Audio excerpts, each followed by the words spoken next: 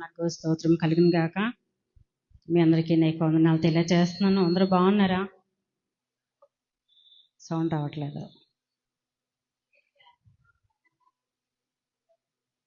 హల్లెలూయా. ఎందుకు నేర్చుకోవాలి? ఎక్కువ పరలోకంలో మన పని స్తుతించడమే కదా. ఇక్కడ బాగా ప్రాక్టీస్ చేస్తే అక్కడ బాగా ఈజీగా ఉంటుంది. హల్లెలూయా.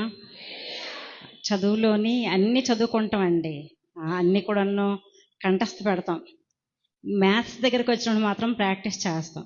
మ్యాథ్స్ ఎవరు కూడాను బై హార్ట్ చేయరు, కంఠస్థ పెట్టరు, ప్రాక్టీస్ చేస్తారు. ఎందుకనంటే ఆ వెరీ నెక్స్ట్ ఏదైనా ప్రాబ్లం వచ్చినప్పుడు అది కూడాను సాల్వ్ చేయడానికి ఈజీగా ఉంటుందని. కాబట్టి ఇప్పుడు మన యొక్క జీవిత ప్రయాణంలో కూడాను స్తుతి అనేది మన యొక్క స్థితిని మార్చేదిగా ఉండేటప్పుడు మన స్థితి ఎక్కడ ఉంటుందంటే పరలోకంలో ఉంటుంది. హల్లెలూయా. అంటే ఈ లోకంలో మనం ఎక్కడ ఎలాగున్నా ఈ నేపథ్యంలో మనం స్తుతించగలిగినప్పుడు, దేవుడు ఎంత మంచి పిల్లలండి మా పిల్లలు అని చెప్పి వీళ్ళకి పరలోకంలో బెస్ట్ ప్లేస్ ఇవ్వాలని దేవుడు అనుకుంటారు. హల్లెలూయా. So very good. దేవుడు మిమ్మల్ని అందరినీ కూడా దీవించి ఆస్వాదించిన గాక. రండి, మనం ఏంటి ధ్యానం చేస్తున్నాం? Very good. సో ఈరోజు యెహెజ్కేలు గ్రంథంలోని 47వ అధ్యాయంలోని 4 లెవెల్స్ ఉన్నాయి కదా. 4 లెవెల్స్ అక్కడ మనకి లోతులు కనబడుతున్నాయి కదా. ఆ లోతులు 4 లెవెల్స్ భక్తుడు కొలిచినప్పుడు 4000 మోర్లు వస్తూ ఉన్నాయి. సో దీన్ని భక్తులు ఏంటి దేనిగా సాదృశ్యంగా తీసుకున్నారు అని అనుకునేటప్పుడు 4000 మోర్ల లోతుని 4000 సంవత్సరాలుగా తీసుకున్నారండి. ఎంత? 4000 సంవత్సరాలు. 4000 సంవత్సరాలు అంటే ఎక్కడి నుంచి ఎక్కడి వరకు అంటే హానోకు, బైబిల్ గ్రంథంలో హానోకు ఉంటారు. హానోకు దగ్గర నుంచి యేసు ప్రభువారి వరకు కూడా అప్రాక్సిమేట్లీ 4000 సంవత్సరాలు.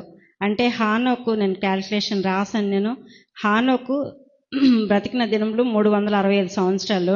కానీ అక్కడికి ఆదాం నుంచి హానోక్కి 930 సంవత్సరాలు. కాబట్టి హానోకు, ఆదాం దగ్గర నుంచి హానోకు వరకు 987 సంవత్సరాలు క్రీస్తు పూర్వం అన్నమాట. తర్వాత యేసు ప్రభువారు ఇంచుమించుగా క్రీస్తు శకం 4 శకంలోకి వచ్చారు.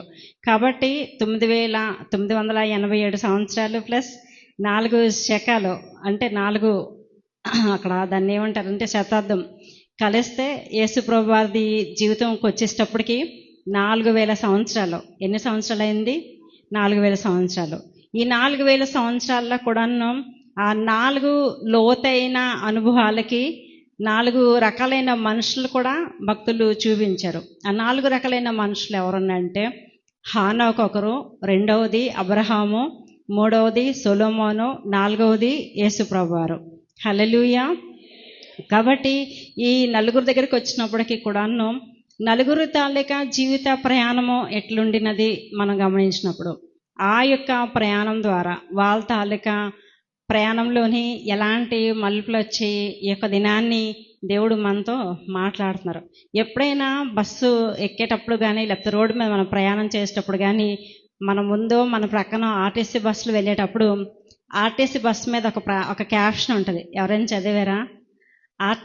ఆర్టీసీ బస్సులో ప్రయాణం సుఖవంతం, శుభ ప్రయాణం. హల్లెలూయా. అందరూ ఇక్కడ ఉన్నారా అండి? మంచి మంచి గేమ్స్ మీ కొరకు ఉన్నాయి. తర్వాత మంచిగా ఫుడ్ కూడా అరేంజ్ చేశారు మీ కొరకు. కాబట్టి హ్యాపీగా ఉండండి, ఏం టెన్షన్ వద్దు. హల్లెలూయా.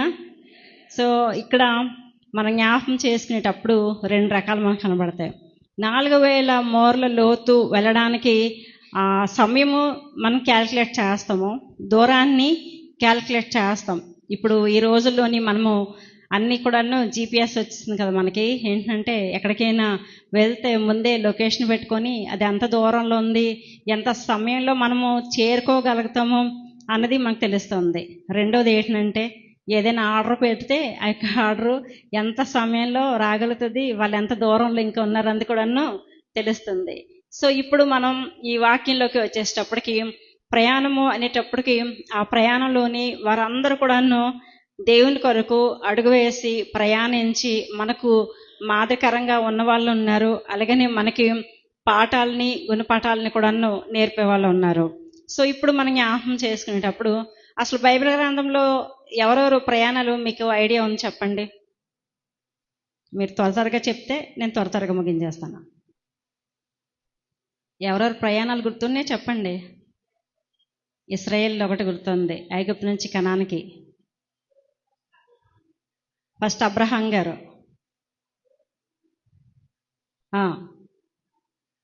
వెళ్ళారు. అబ్రహాం గారు ఒకటి, అబ్రహాం గారు. రెండవది ఇశ్రాయేలీలు. వినబడలేదు. యాకోబు. 3. ఇసాక్ ప్రయాణం చేశారా?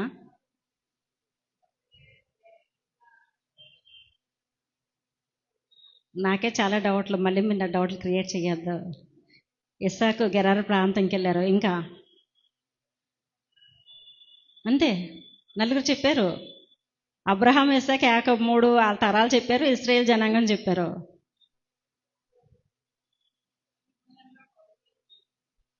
కొత్త నిబంధనలో పౌలు గారు.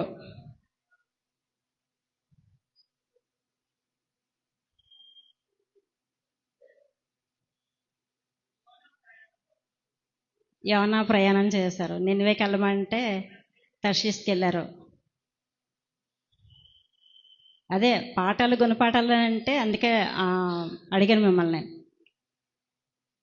యోనా మనకి పాఠము గుణపాఠం కూడా నేర్పిస్తారు కదా. ఇంకా ఏలియా ప్రయాణం చేశారు. ఎలీషా చేశారండి.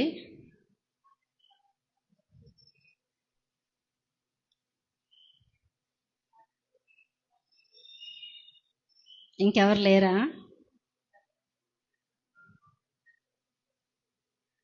యోసేపు ఒక రకమైన ప్రయాణం. అనుకున్నది ఇష్టం లేనిది కదా. రైట్. ఇంకా నయోమి కుటుంబము బెత్లెహేం నుంచి ఇక్కడికి వచ్చారు.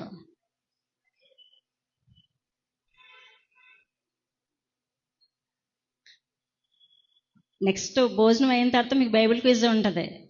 ఇప్పుడు మీకు మంచి సమయం. గేట్లు మూసేయండి తాళం వేసి. ఇంకా ఇంకెవరు లేరా? క్వశ్చన్ మెదడుకు మేత వేస్తున్నాను. ఓకే.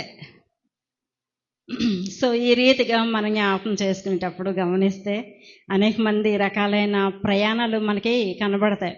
ఆ ప్రయాణాల దగ్గరికి వచ్చినప్పుడు కొంతమంది దేవుడు వారికి మీరు పలానా చోటుకి వెళ్ళండి అని చెప్పినప్పుడు దేవుని తాలూక ఆజ్ఞ మేరకు, దేవుని తాలూక చిత్తాన మేరకు వాళ్ళు ప్రయాణం చేసినట్లు మనకి కనబడుతుంది. కొంతమంది వాళ్ళ తాలూకా అవసరాన్ని బట్టో కరువు వచ్చిన కారణంగానో ప్రయాణించినట్లు మనకు కనబడుతుంది. ఇంకా దేవుడు ఒక చోటకి వెళ్ళమంటే ఆ చోటుకి వెళ్ళకుండా వేరే చోటుకి వెళ్ళిన ప్రయాణాలు మనకు కనబడుతున్నాయి. దేవుని కొరకు దేవుని యొక్క పరిచర్య చేయాలి, దేవుణ్ణి ఆరాధించాలి, దేవుని నామాన్ని ప్రకటించాలి అనే ప్రయాణాలు మనకి కనబడుతున్నాయి. సో ఇప్పుడు మనం చూసుకునేటప్పుడు 2 వాక్యంలోకి వద్దాం. మనం బైబిల్ గ్రంథంలోని ఈ ప్రయాణాలన్నీ కూడాను మనం చూసుకునేటప్పుడు ప్రతి ప్రయాణంలో కూడాను దేవుడు మనకి ఏ విషయాలు నేర్పిస్తున్నారు అన్నది మనం చూసుకునేటప్పుడు మొట్టమొదటిగా హానోకు గురించి ఏమని రాస్తున్నారంటే ఆదికాండంలోని 5వ అధ్యాయంలోని చక్కని మాట ఉంటుంది. ఇక్కడ 5వ అధ్యాయము 23వ వచనము. హనోకు దినములన్నీ 365 ఏండ్లు. హనోకు దేవునితో నడిచిన తరువాత దేవుడు అతన్ని తీసుకుని పోయాను గనుక అతడు లేకపోయాను. చిన్ని ప్రార్థన చేసుకుందామండి. మమ్మల్ని మిక్కిలిగా ప్రేమిస్తున్న మా ప్రియ పరలోకపు తండ్రి, ప్రశస్తమైన నామం బట్టి ప్రభా మీ బంగారు పాదములకు లెక్కలేనన్ని కృతజ్ఞత స్తుతి స్తోత్రాలు వందనాలు చెల్లించుకుంటున్నాం ప్రభా. శ్రేష్టమైన నీకు మంచి సమయం బట్టి భాగ్యం బట్టి మీకు వందనాలు స్తోత్రాలు చెల్లించుకుంటున్నాం ప్రభా. ఈ ఆరాధనలో ఇంతవరకు మీరు తోడుగా నడిపించే దాన్ని బట్టి మీకు వందనాలు స్తోత్రాలయ్యా. కొద్ది సమయం మా వాక్యము ధ్యానం చేయాలని ఆశిస్తూ ఉంటుండగా ఎన్నికలేని నన్ను మిక్సీలు చాటును మరోపరచండి. నా ద్వారా మాతో మీరు మాట్లాడండి, మీకు ఆత్మకార్యం జరిగించండి, మీరే మహిమ పొందమని యేసు నామములో అడిగి వేడుకొంచున్నాను తండ్రి. ఆమేన్. హల్లెలూయా. సో ఇక్కడ ప్రయాణం దగ్గరికి వచ్చినప్పుడు మొట్టమొదటిగా మనం చూసుకుంటే దేవునితో ప్రయాణము, దేవుని యొక్క చిత్తంలో ప్రయాణం అంటే దేవునితో నడవడం అన్నది మనకు అర్థమవుతుంది. హానోకు తను దేవునితో నడిచారు. ఆయన నడడము అని అంటే అర్థం ఏంటి అని మనం చూసినప్పుడు హిందూస్ మ్యారేజ్ చేసేటప్పుడు 3 ముళ్ళు 7 అడుగులు అంటారు కదా. నిజంగా ఆ 7 అడుగులు అర్థం ఏంటి నాకు తెలియదు, కానీ ఏ యొక్క వివాహం అయినప్పటికీ కూడాను అంటే జాతి మత కుల భేదం లేకుండా చేసే వివాహము అర్థము ఏంటినంటే ఆ యొక్క వివాహం అయిన తర్వాత ఆ యొక్క భార్య భర్తలు ఇరువురు కూడాను బ్రతుకు కాలం అంతా కూడాను ఇద్దరు కలిసి జీవించాలి. ఇద్దరు కలిసి జీవించాలంటే ఒకరి తాలూకా ఇష్టాలు అభిప్రాయాలు అన్నీ కూడాను ఏకరీతిగా ఉండడం అనేది మనం గమనిస్తున్నాం. అంటే బైబిల్ గ్రంథంలో ఆమోసు గ్రంథకర్త ఇలా రాస్తున్నాడు. ఆమోసు గ్రంథం 3వ అధ్యాయము 3వ వచనం మనం చూసుకునేటప్పుడు సమ్మతింపకుండా ఇద్దరు కూడి నడుతురా అని చెప్పి అక్కడ రాస్తున్నాడు. అంటే సమ్మతించి ఇద్దరు కూడి నడవాలి అన్నది దేవుని తాలూకా ఉద్దేశమైంది. జీవిత ప్రయాణంలోని వైవాహిక జీవిత ప్రయాణంలో కూడాను భార్య భర్తలు ఇరువురు కూడాను ఇరువురు కూడాను ఏక మనసును ఏకాత్మను కలిగి ప్రయాణం చేస్తేనే ఆ యొక్క జీవిత ప్రయాణము సుఖవంతము, క్షేమకరము, శుభ ప్రయాణంగా ఆశీర్వాదకరమైన ప్రయాణంగా ఉంటుందన్నమాట. లేకపోతే ఎప్పుడు కూడాను గొడవలు, అల్లర్లు, కోర్టు కేసులు, ఇంకా ఏమేమో రకాలైన ప్రాబ్లమ్స్ అనేవి తలెత్తుతూ ఉంటాయి. సో ఈ నేపథ్యంలోని దేవుడు మనకి కూడాను ఏంటి బోధిస్తూ ఉన్నారు అని మనం చూసుకునేటప్పుడు దేవుడు తాను వరుడుగా ఈ లోకంలోకి వచ్చేటప్పుడు మనము వధువు సంఘంగా ఉండడం కొరకు దేవుడు మనల్ని ప్రేరేపిస్తూ ఉన్నారు. అలాగ ఉండాలని సిద్ధపరచాలని దేవుడు కోరుకుంటూ ఉన్నాడు. అలాగ మనం సిద్ధపడాలని దేవుడు కోరుకుంటూ ఉన్నాడు. ఎందుకనంటే ఆదాముకు దేవుడు ప్రకటమును తీసినప్పుడు ఆ యొక్క ఎముకతోటి దేవుడు ఒక స్త్రీనిగా నిర్మించిన తర్వాత మరి ఇంకా వస్తున్న నేపథ్యంలోని దేవుడు చెప్తున్నారు కదా. మరి ఎఫెసీయులకు రాస్తూ పౌలు గారు 5వ అధ్యాయంలో 20వ వచనం నుంచి కింది వచనాలు మనం చూసినప్పుడు క్రీస్తు కూడా సంఘమును ప్రేమించి అది కలంకమైన, ముడత అయినా, మచ్చ అయినా మరి ఏది లేకుండా తన ఎదుట నిలబెట్టుకోవాలని దేవుడు మనల్ని సిద్ధపరుస్తూ ఉన్నాడు, కాపాడుతూ ఉన్నారు. అంటే దేవుడు వరుడుగా వచ్చేటప్పుడు వధువు సంఘంగా మనము దేవుణ్ణి ఎదుర్కోవాలి. దేవునితో కలిసి ఆ యొక్క పెండ్లి విందులో ఆ యొక్క పెండ్లి వస్త్రాలు ధరించుకొని ఆయన యొక్క సన్నిధానంలో మనం ఉండాలి అనుకునేటప్పుడు మనకు అవసరమైనది ఏంటంటే దేవునికి అనుకూలమైన మనస్సు, అనుకూలమైన నడవడి కావాలి. ఆయనతో ప్రయాణం అనేది ఆయన తాలూకా ఇష్టానుసారమైన ప్రయాణం మనకు కావాలని దేవుడు కోరుకుంటున్నాడు. సో ఆయన తాలూకా ఇష్టానుసారమైన ప్రయాణం ఏంటి? బైబిల్ గ్రంథంలోని ఎక్కడ ఏమైనా విషయాలు దేవుడు సంబోధించారని మనం చూసినప్పుడు చాలా విషయాలు మనకు కనబడతాయి. చాలా విషయాల్లోని ఈరోజు ప్రాముఖ్యమైనవి ఏమైనా మనం చూడాలనుకునేటప్పుడు హానోకు దేవునితో నడిచిన దినములు 365 సంవత్సరాలు. ఒక రోజు కాదు, 2 రోజులు కాదు, లేకపోతే 1 సంవత్సరం కాదు, 2 సంవత్సరాలు కాదు. ఈ రోజుల్లోని ఎక్కువ ఎవరైనా బ్రతుకుతున్నారంటే ఖాళీ సమయం మిగిలిపోయిన తర్వాత బోర్ కొడుతుందని చెప్పి ఏవేవో ఎంటర్టైన్మెంట్స్ ఈ లోకంలోని అనేకమైన వాటిని మనం చూస్ చేసుకుంటూ ఉంటాము. కానీ దేవుని దగ్గరకు వచ్చేసినప్పటికీ మరి హానోకు దేవునితో ఎలా నడిచారు ఏంటి అని మనం చూసినప్పుడు ఆయనతో సహవాసం మనకు కనబడుతుంది.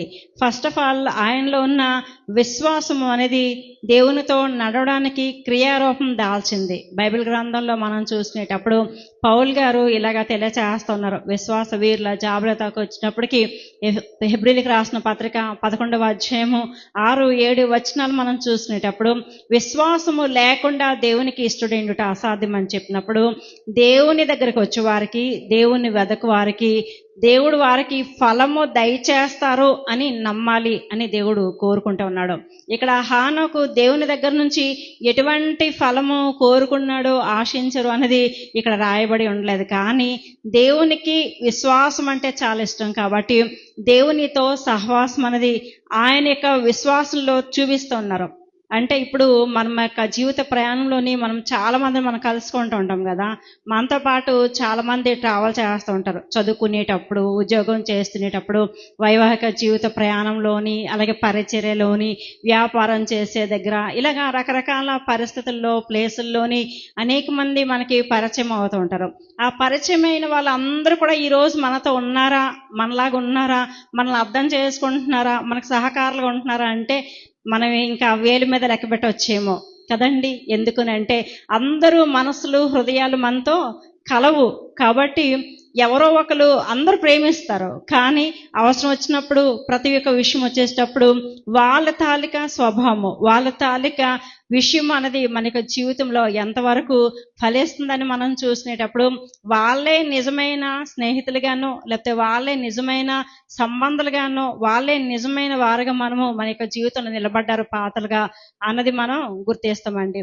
సో దేవుడు కూడా మన యొక్క జీవితం దగ్గరకు వచ్చేటప్పటికి దేవుని విషయంలో కూడా దేవుడు అలాగే కోరుకుంటాడు. అంటే ఎవరైతే దేవుడు దర్శించిన సమయంలోని దేవుడు ఆ యొక్క దర్శించిన తర్వాత వాళ్ళు ఎంతో ఆశతోటి, ఎంతో ఆసక్తితోటి దేవుని దగ్గరికి వస్తూ ఉంటారు.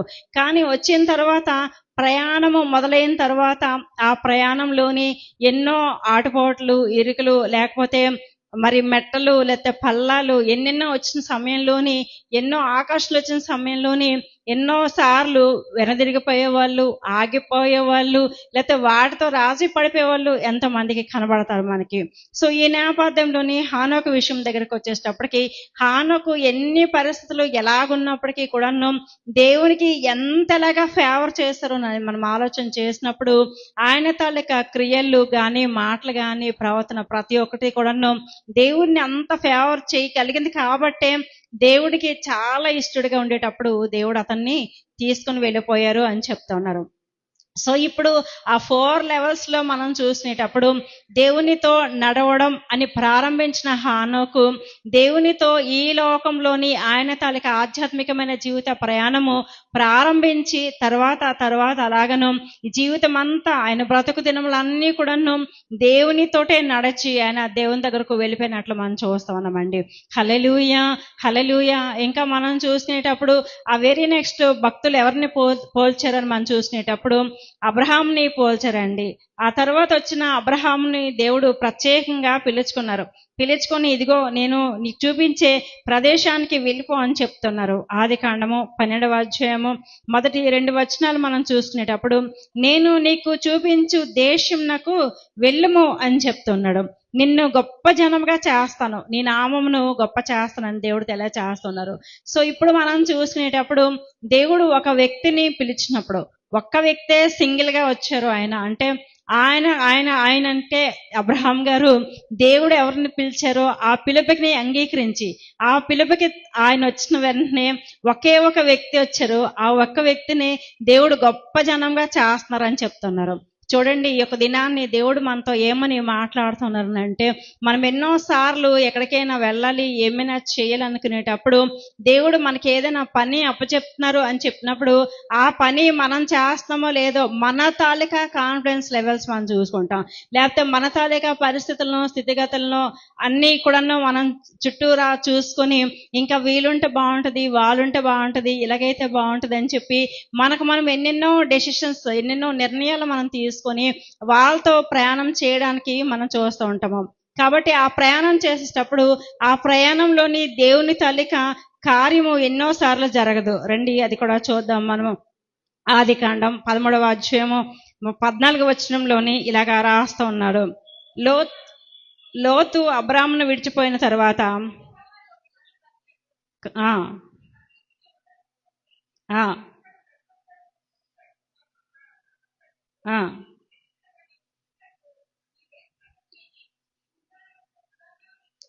చాలండి, ఇక్కడ రాస్తున్నారు. అప్పుడు అబ్రహాం ఏం చేస్తున్నారు, ఆయన ఒక్కడే వెళ్లకుండా ఆయనతో పాటు లోతును కూడా తీసుకుని వెళ్ళారు. లోతును తీసుకుని వెళ్ళిన తర్వాత భౌతికపరమైన ఆశీర్వాదాలు ఎన్నో అబ్రహాంకి కలిగాయి. కానీ ఎప్పుడైతే ఆ యొక్క లోతు అబ్రహామును విడిచిపెట్టేసిన తర్వాత దేవుడు అబ్రహాముకి ఇప్పుడు ఏదైతే ఫస్ట్ పిలిచినప్పుడు వాగ్దానం చేస్తారో ఆ వాగ్దానాన్ని దేవుడు మరలా రూఢి చేస్తున్నాడు. హల్లెలూయా, హల్లెలూయా. కాబట్టి ఈ యొక్క దినాన్ని పరిశుద్ధాత్మ దేవుడు మనతో ఏమని మాట్లాడుతున్నారంటే, ఎప్పుడైనా ఏదైనా దేవుడు మనతో మాట్లాడుతుందంటే మనం ఎలాగున్నాం, మనం ఎవరము, మనం ఏంటి, మనం ఏ ప్లేస్లో ఉన్నాము అని చెప్పి మనం ఆలోచన చేయకూడదు. రెండోది ఏంటంటే, మనకి చాలా ప్లేస్లు ఇష్టపడుతూ ఉంటాయి, చాలా మనుషులు ఇష్టపడుతూ ఉంటారు, చాలా రకాలైన ఇష్టాలు ఉంటాయి. ఆ ఇష్టాలున్న ప్రతి చోట కూడాను దేవుని తాలూకా కార్యం జరగకపోవచ్చు. హల్లెలూయా. అంటే మన భాషలో మనం ఏమనుకుంటాం, కార్యం జరగకపోతే వాస్తు బాగలేదేమో అండి, అందుకే ఇలా జరుగుతుందేమో అని అనుకుంటారు చాలా మందిని చూశాను నేను. ఏవేవో ఉంగరాలు కూడా తగిలించేసుకుంటారు వెళ్ళిపోయి. అంటే నీ దేవుడి కంటే అవి గొప్పవా? హల్లెలూయా. కాదు. మనల్ని మనం ఏం చెక్ చేసుకోవాలంటే, ప్రభా నువ్వు నన్ను ఎక్కడ ఉండాలనుకుంటున్నావు, ఎలా ఉండాలనుకుంటున్నావు అన్నది మనం అడుక్కోవాలండి. కాబట్టి అబ్రహాం జీవితంలో 2 బలిపీఠాలు మనం చూద్దాం.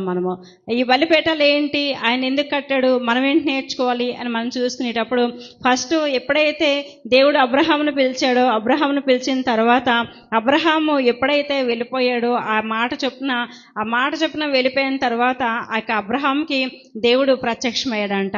ఆదికాండము 12వ అధ్యాయము 7వ వచనంలో ఇలాగ రాస్తున్నాడు, యెహోవా అబ్రహామునకు ప్రత్యక్షమై నీ సంతానమునకును ఈ దేశం ఇచ్చేదనని చెప్పగా, అతడు తనకు ప్రత్యక్షమైన యెహోవాకు ఒక బలిపీఠంను కట్టారు అని రాస్తున్నారు. చూడండి, ఎప్పుడైతే దేవుడు వెళ్ళమన్న స్థలానికి వెళ్ళారో అప్పుడు దేవుడు మరలా ఆ స్థలంలో అతనికి ప్రత్యక్షమైనట్లు చూస్తున్నాము. ఈ బలిపీఠము దేనికి సాదృశ్యంగా ఉందనంటే, కృతజ్ఞతాస్తుతికి సాదృశ్యంగా ఉందండి. మన యొక్క జీవిత ప్రయాణంలోని మనం కలిగి ఉండాల్సింది ఏంటి అని మనం చూసినప్పుడు కృతజ్ఞత అనేది మనం కలిగి ఉండాలి. నాకు తెలిసి ఒక ప్రీవియస్ ఈ మన యొక్క సర్వీస్లో నేను కృతజ్ఞత గురించి చెప్పినట్లు నాకు గుర్తు. కృతజ్ఞత అనేది మన యొక్క జీవితంలోని చాలా ఉన్నతమైన స్థితికి తీసుకుని వెళ్తుంది. కృతజ్ఞత భావం అనేది చాలా ప్రాముఖ్యమైనది మన యొక్క జీవితంలో. మనకి మనుషులు ఎవరు మనకి మేలు చేసినప్పటికీ కూడాను ఆ మేలు కూడాను మనం గుర్తుపెట్టుకోవాలి.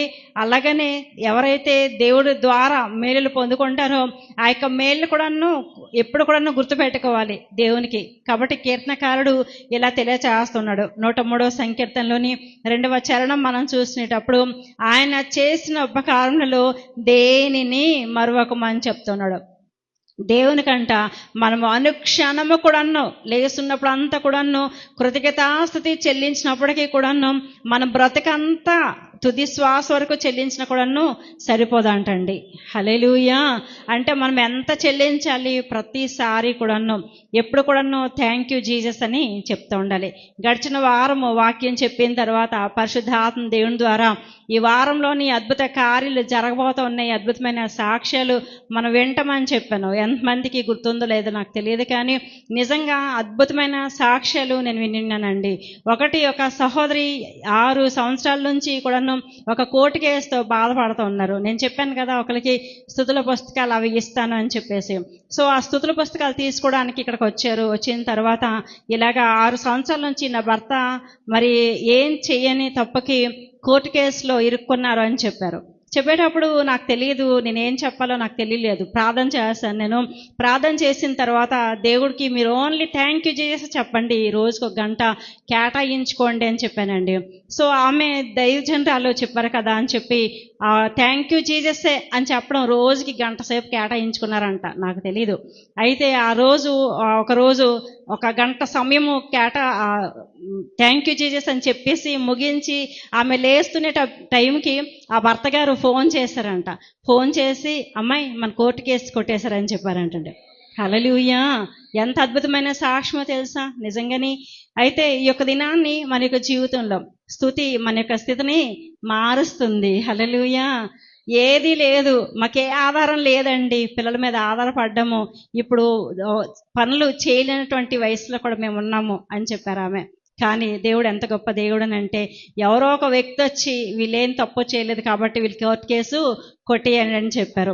అలాగనే ఆ రోజు బోల్డ్ సాక్ష్యాలు నేను విన్నాను. నిజంగానే అద్భుతమైన సాక్ష్యాలు దేవుడు మరి అనుగ్రహించారు. దేవుడు ప్రేరేపిస్తే వాళ్ళు మీకే చెప్తే బాగుంటుందని నేను ఆశిస్తూ ఉన్నాను. సో ఈ యొక్క దినాన్ని మనం చూసినప్పుడు స్తుతి అక్కడ నిజంగా ఆమె 6 సంవత్సరాల నుంచి బాధపడుతున్నారు. 6 సంవత్సరాల నుంచి బాధపడుతున్న దానికి ఇప్పుడు ఈ పాస్టర్ గారు వచ్చి థ్యాంక్ యూ జీసస్ అని చెప్తే అయిపోతుందా ఏంటా అని అనుకుంటే ఆ కార్యం జరగకపోయిందేమో. కానీ యాస్టీజ్గా అలాగా చేయడం వలన అద్భుతమైన కార్యాన్ని వారి యొక్క జీవితాల్లో చూశారండి. సో దేవుడు మన యొక్క జీవితంలో కూడాను జరిగిపోయిన వాటికి జరగబోయే వాటికి కూడాను మనం ఎప్పుడు దేవునికి కృతజ్ఞతాభావం కలిగి ఉంటాము. అప్పుడు మనం మన హృదయాంతరాల్లోంచి దేవునికి థ్యాంక్ యూ జీసస్ అని చెప్తాం. అంటే మానవునికి ఒక స్వభావం ఉంటుంది.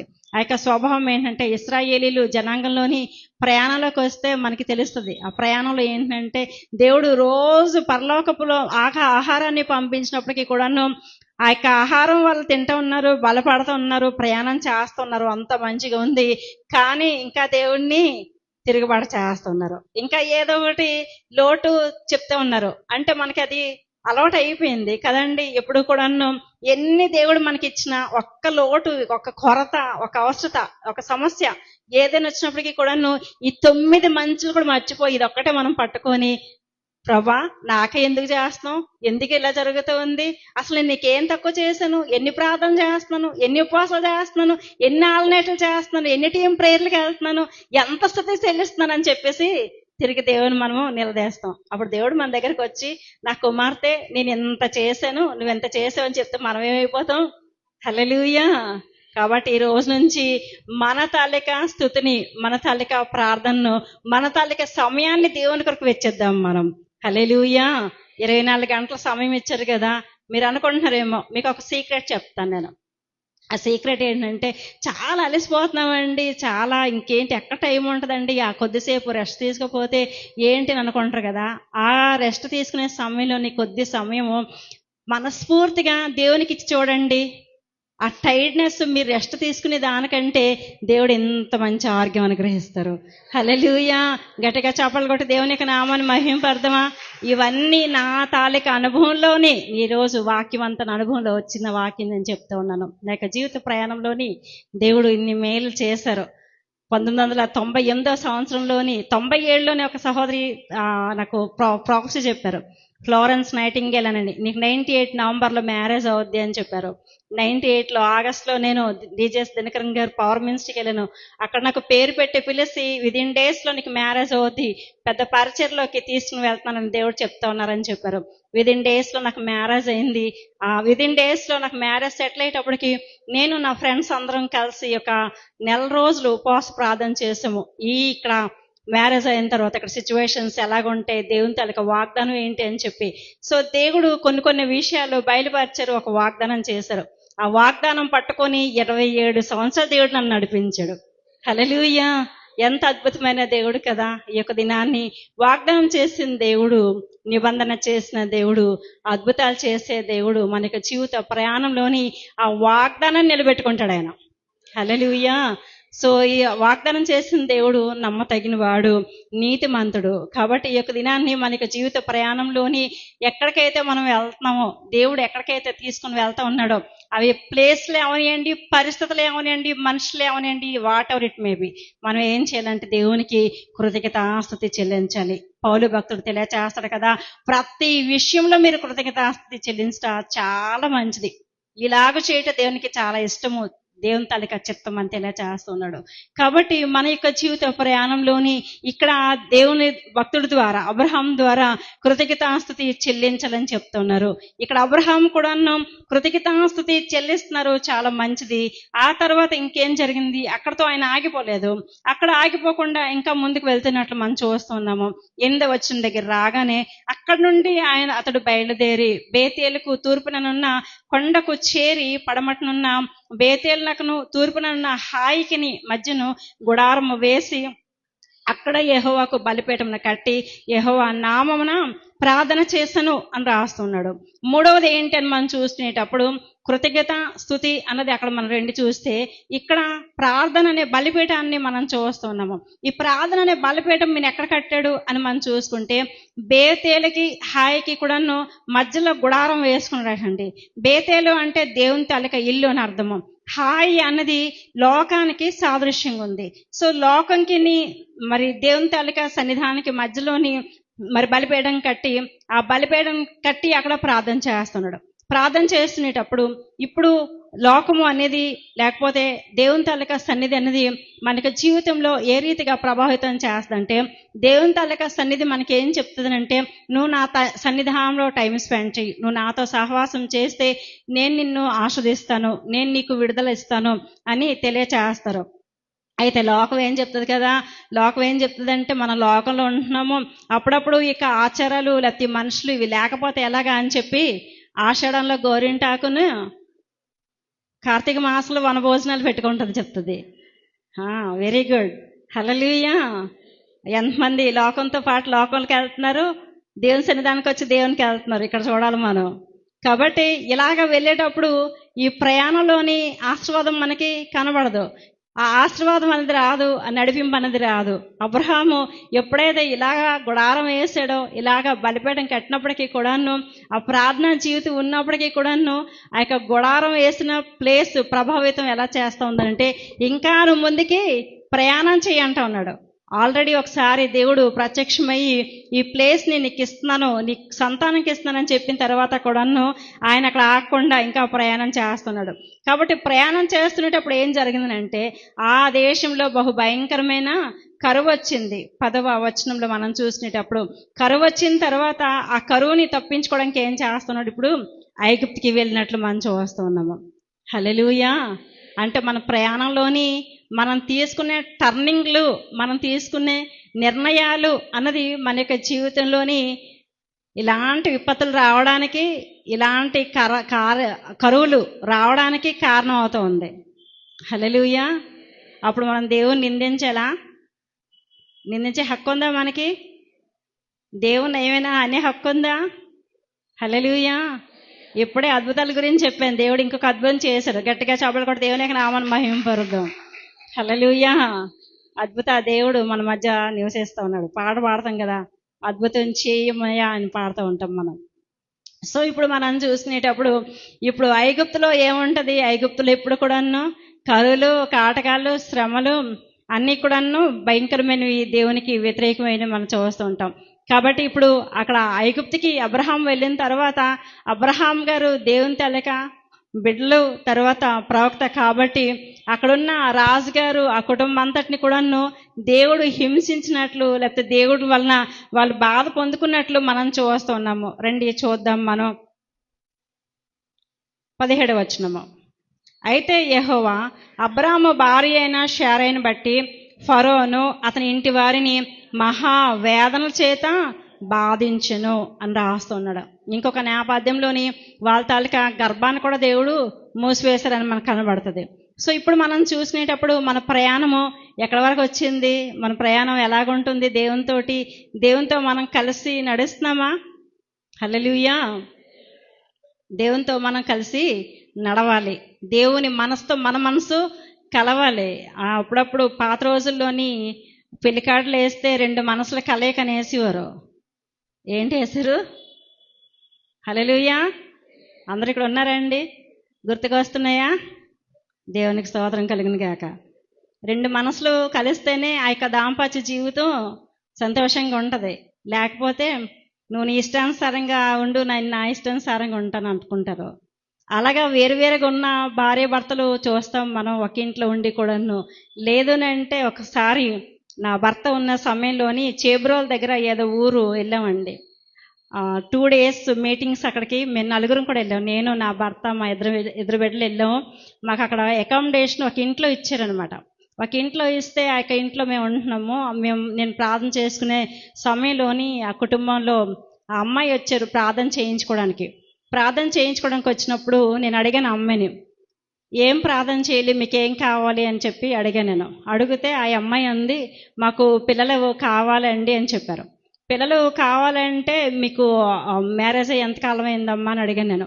3 సంవత్సరాలు అయిందండి అని చెప్పారు. 3 సంవత్సరాలు అవుతే మీకు పిల్లలు పుట్టకపోతే ఏదైనా డాక్టర్ చూపించారా అని అడిగాను నేను. లేదండి అని చెప్పి అని అన్నారు ఆమె.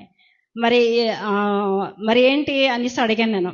అడిగితే అంటే మాటలు అలాగ మాట్లాడుతుంటే ఆమె ఏం చెప్పిందంటే, మా పాస్టర్ గారు మాకు చాలా పరిశుద్ధంగా జీవించమన్నారండి అని చెప్పింది.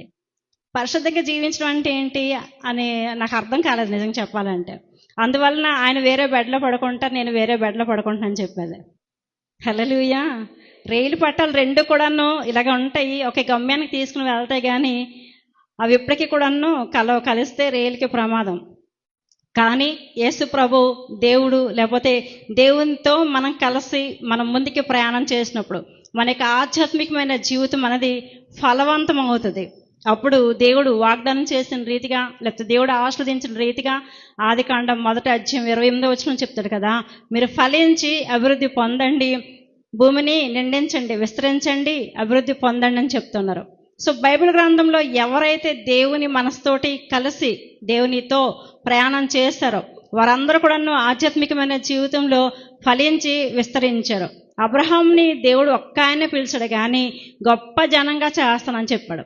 ఆ గొప్ప జనం ఎలాగున్నారనంటే ఆకాశ నక్షత్రాల్లాగా, ఇసుక రేణుల్లాగా దేవుడు ఆస్వాదించాడు. హల్లెలూయా. ఎందుకు? అబ్రహాము తన యొక్క దేవునితో తన యొక్క మనస్సును దేవుడు కలుపుకున్నారు. ఆయన తాలూకా నిరీక్షణ అవనియండి, ఆయన తాలూకా విశ్వాసం అవనియండి, ఆయన తాలూకా విధేయత అవనియండి, ప్రతిదీ కూడాను చాలా ఉన్నతమైన స్థితికి. ఎంత ఉన్నతమైన స్థితి అని అంటే దేవునితో స్నేహితుడిగా ఉండేటటువంటి స్థితిని దేవుడు అతనికి అనుగ్రహించారు. హల్లెలూయా. సో ఈరోజు మన యొక్క జీవిత ప్రయాణం దగ్గరకు వచ్చేటప్పటికి మనము అల్లాలు నా స్నేహితులండి, విల్లీలు నా స్నేహితులండి, నా నా యొక్క కాల్ లిస్ట్లో వాళ్ళున్నారు వీళ్ళు ఉన్నారు అని చెప్పి మనము ధైర్యపడే కంటే, లేకపోతే మనం గర్వపడేదానికంటే యేసు ప్రభుకి నేను స్నేహితురాలుగా ఉంటున్నానని మనం అనుకోవడం అనేది చాలా గొప్ప భాగ్యం. హల్లెలూయా. సో ఇప్పుడు దేవుడు మనతో మరలా మాట్లాడుతున్నారు. జీవిత ప్రయాణంలోని, ఆధ్యాత్మికమైన జీవిత ప్రయాణంలోని మనము దేవునితో ఎలాగ అడుగులు వేస్తూ ఉన్నామో, మనకి దేవునికి కూడాను వ్యక్తిగత సంబంధ బాంధవ్యము ఎలాగుంటుంది అన్నది మనం చూడాలి. ఎప్పుడైనా సరే దేవునికి వ్యతిరేకమైన కార్యాలు, దేవుని తాలూకా చిత్తానికి వ్యతిరేకమైన కార్యాలు చేస్తున్నంట. ప్రవీణ్ పగడాల గారు చనిపోయిన సమయంలో ఒక వీడియో చూశాను, షార్ట్ చూశాను నేను. ఆ యొక్క షార్ట్ ఏంటంటే, నువ్వు ఇంకా దేవుని నమ్ముకొని కూడా అలాగే చేస్తావనంటే దేవునితో నీకు వ్యక్తిగత సంబంధం లేదు అని అర్థం అని చెప్పాడు ఆయన. హల్లెలూయా. ఆ మాట అనగానే చాలా కొంచెం కలుక్కుమంది నాకు. నిజంగా నేర్చుకోవాల్సినటువంటి సత్యము. ఇలాగా మనకి కళాఖండిగా వాక్యాలు చెప్పి లోతైన మర్మాలు చెప్పేవాళ్ళు ఒకరు గతించిపోతూ ఉన్నారు. మనం గమనించుకోవాలి. దేవుని తాలూకా రాకడ చాలా సమీపంగా ఉంది, మనం సిద్ధపడాలని. రీసెంట్ కాలంలో వైజాగ్లోని వరప్రసాద్ గారు అనే పాస్టర్ గారు చనిపోయారండి. మా చిన్నప్పటి నుంచి ఆ పాస్టర్ గారు తెలుసు. బైబిలే ఆయన నోటంతా కూడా బైబిలే అండి. నిజంగానే పక్కన మనం కూర్చున్నామంటే మరి గంటలు తెలియదు అనమాట. ఈ గంటలు ఎన్ని గంటలు అయిపోతున్నాయి ఏంటని తెలియదు. ఇంకా అంత వాక్యము, అంత లోపలున్న మర్మాలు. నిజంగా నేను చాలా బలపడిన సమయాలు చాలా ఉన్నాయి. ఎన్నోసార్లు ఎన్నో శ్రమలు వచ్చినప్పుడు, ఎన్నో డిసప్పాయింట్మెంట్స్ వచ్చినప్పుడు, ఎంతో డిస్కరేజ్ అయిపోయిన రాత్రికాల సమయంలో ఫోన్ చేసిన, 1 గంట చేసిన, 2 గంటలు చేసిన కూర్చొని వాక్యమే అలాగా బోధిస్తా బలపరిచే గొప్ప వ్యక్తి అండి. అయితే ఒకరోజు ఆయన ఒక మాట చెప్పారు, ఈ రోజుకి కూడా నేను మర్చిపోను నేను. ఒకరోజు ఆయన తాలూకా స్నేహితుడు సీరియస్ కండిషన్లోని కోమాలో ఉన్నారంట, ఐసీయూలో ఉన్నారంట. ఐసీయూలో ఉంటే డాక్టర్లు ఇంకా కష్టమండి, మీకు ఎవరైనా పిలిస్తే అందరూ పిలుచుకోండి అని చెప్పారంట. చెప్పేటప్పుడు ఈ దైవజనుడు కూడాను ఆయన తాలూకా స్నేహితుడు కాబట్టి చూడడానికి అక్కడ వెళ్ళారనమాట. వెళ్ళేటప్పుడు దేవుడు చెప్తూ ఉన్నారట, నువ్వు చూడడానికి రాలేదు, ఇక్కడ కార్యం నేను చేయబోతున్నాను అని చెప్పారంట. చెప్పేటప్పుడు సరే ప్రభా మంచిది అని అనుకున్నారు. నేనేం చేయాలి అని చెప్పి ఈయన అడుగుతూ ఉండేటప్పుడు ఈయనకి దేవుడు ఏం చెప్తానంటే, ఆ వ్యక్తి దగ్గర కూర్చొని నువ్వు బైబిల్ చదువు, నేను కార్యం చేస్తానని చెప్పారంటండి. హల్లెలూయా. ఏం చెప్పారు?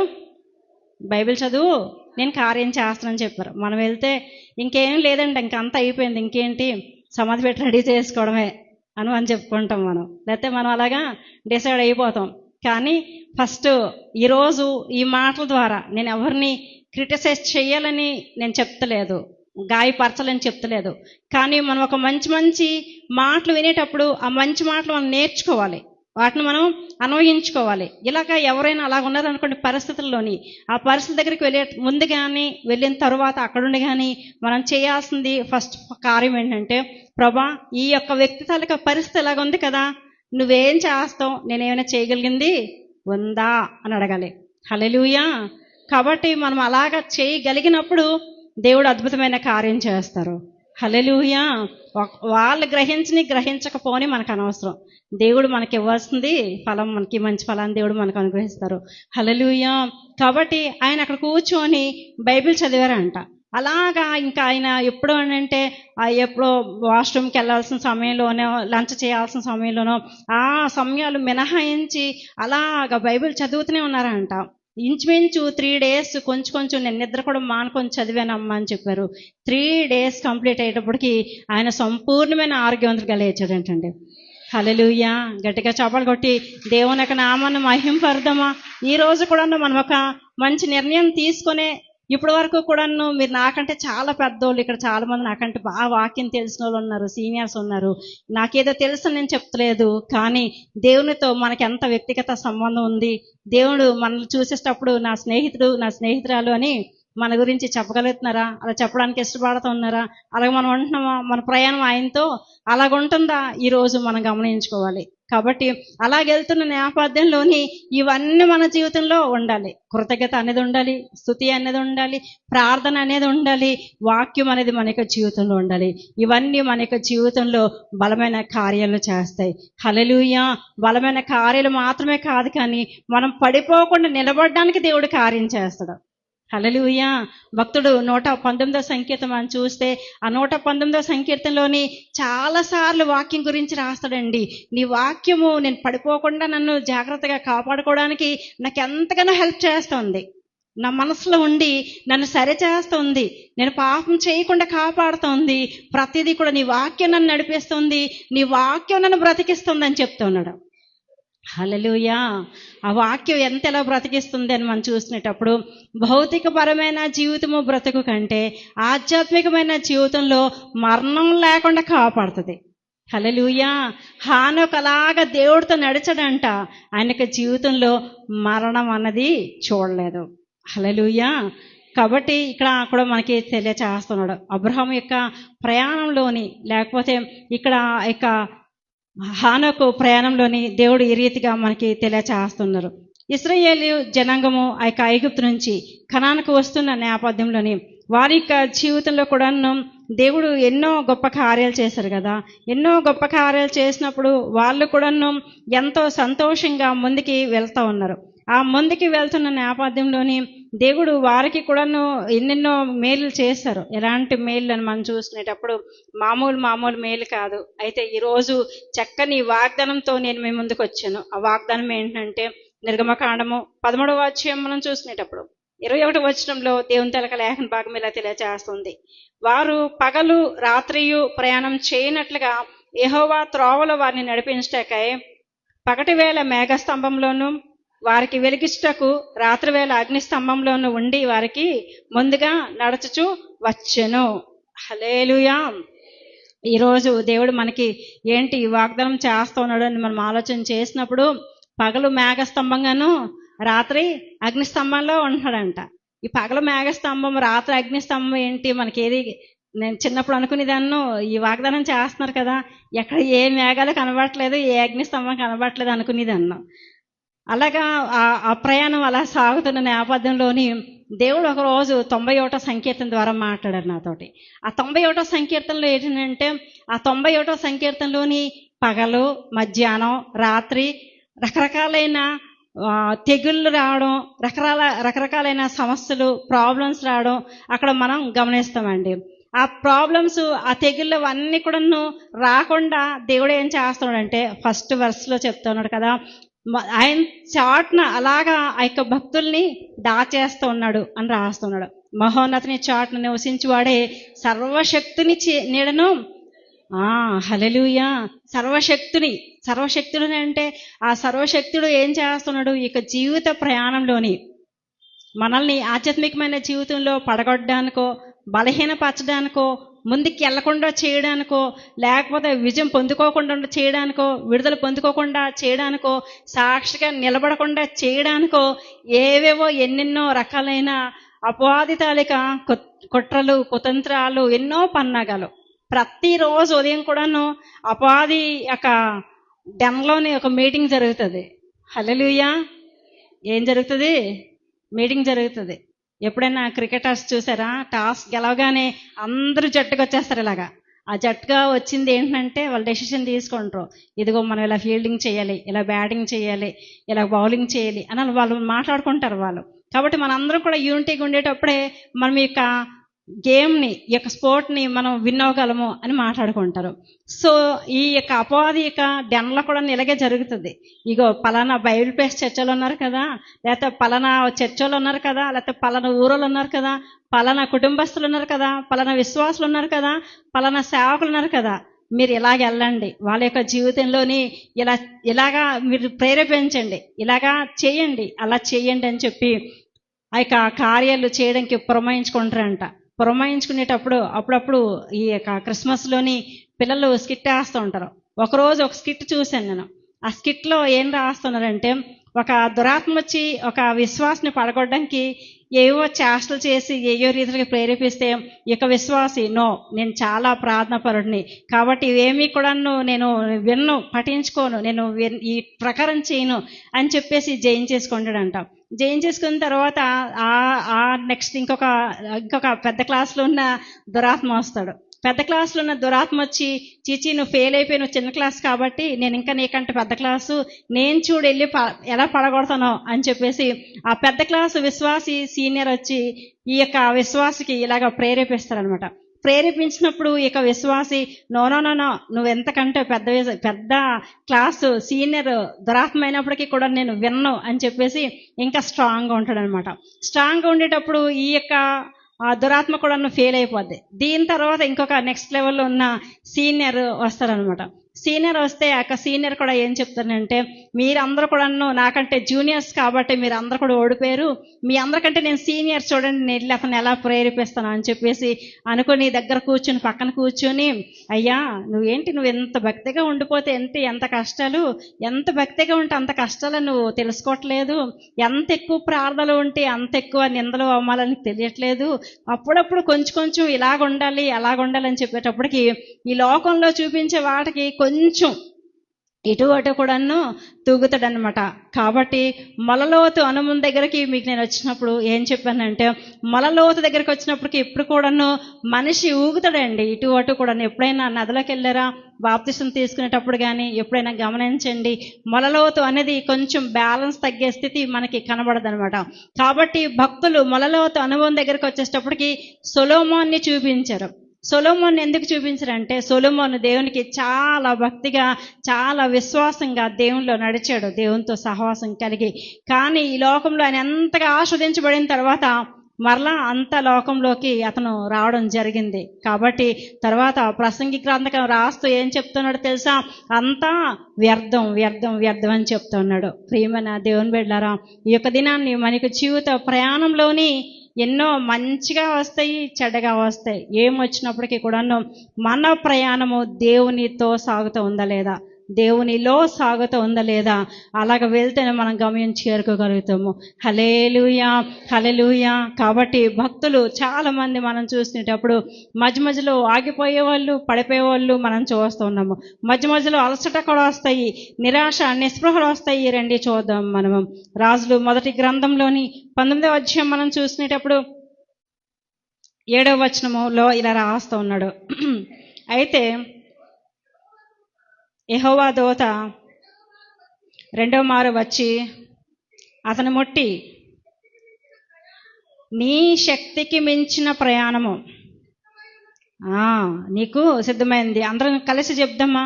నీ శక్తికి మించిన ప్రయాణము నీకు సిద్ధమై ఉన్నది. హల్లెలూయా. మరి దేవుడు పగలు మేఘ స్తంభంలోను, రాత్రి అగ్ని స్తంభంలోను దేవుడు మనల్ని కాచి కాపాడుతూ ఉన్నారు. కాబట్టే పగటి వేళ కలుగు భయంకైనను రాత్రి వేళ కలుగు దేవునికి స్తోత్రం. అందరూ కూడా కంతస్తు పెట్టారా? కంతస్తు పెట్టాలి. ప్రతి ఒక్కరికి 91 కీర్తన వచ్చేయాలి. ఇంకా నేను సజెస్ట్ చేసేది, మీకు జరిగినా జరగకపోయినా కూడాను ఈ రోజు నుంచి పాటించడానికి ట్రై చేయండి. రోజుకి 7 సార్లు 91 కీర్తన మీరు కంఠస్థ పెట్టేస్తే అది చెప్పుకోండి. ఏ పని చేసినా కూడాను జస్ట్ రిలాక్స్ అవుతున్న టైంలో కానీ పని చేసుకున్న